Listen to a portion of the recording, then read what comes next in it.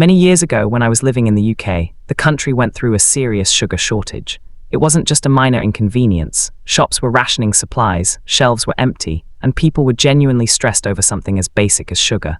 Tea without sugar, for most of us, felt almost unthinkable.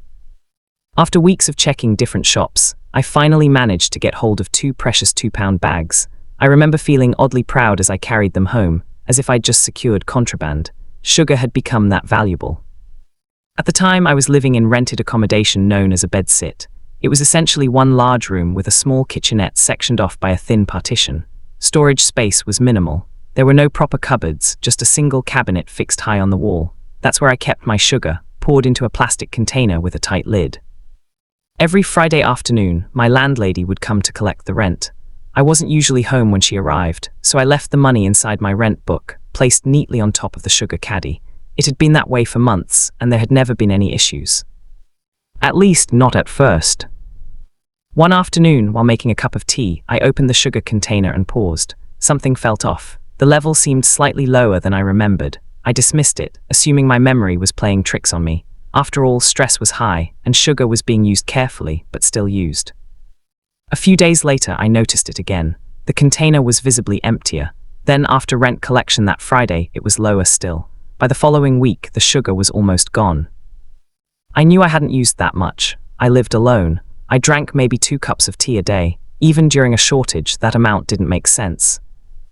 Around the same time, I ran into a couple of friends who lived in the adjacent house. They casually mentioned that they seemed to be going through sugar far faster than usual. One of them joked that maybe they were sleep eating. That joke didn't feel funny. We started comparing notes. How often did we buy sugar? How much did we use? How quickly was it disappearing? The answer was obvious. Someone was stealing it.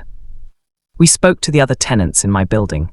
Every single one had the same story. Sugar mysteriously vanishing, always slowly, always over time.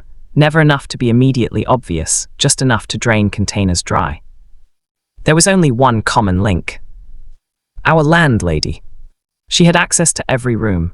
She collected rent weekly. She always came when most of us were either busy or not home, and she always lingered in the kitchenette areas under the excuse of checking something. Confronting her directly felt pointless. There was no proof, just suspicion, and accusing a landlady during a housing shortage wasn't exactly a smart move. So instead, we decided to do something else. Something quieter. Something smarter. We agreed not to stop the theft, but to change what was being taken. One tenant mixed salt into the remaining sugar. Another added a fizzy children's candy called Space Dust, which was extremely popular at the time. I went a step further and mixed in liver salts, a harmless substance, but one that would certainly make its presence known if consumed unknowingly. We didn't alter the look too much. The containers still looked normal, still tempting. Then we waited. Friday came right on schedule. The landlady arrived, collected the rent, smiled and left. Nothing unusual, no confrontation, no reaction. The real change came the following week. She looked unwell. Her face was pale. She seemed irritable, snapping at small things. One tenant overheard her complaining about stomach problems to someone on the phone. Another noticed she kept asking for water. By the next Friday, it was impossible to miss. She stormed into the building visibly angry and accused us of tampering with food and trying to poison her. Her words came out in a rush, fueled by panic rather than logic. That's when one of us calmly asked a simple question. "Why were you eating our sugar?" She froze. The silence that followed was deafening. There was no denial, no explanation, just a stunned expression as she realized she'd exposed herself completely. She muttered something about ungrateful tenants and left without collecting a single complaint. After that, the sugar thefts stopped overnight. She no longer entered our rooms without permission.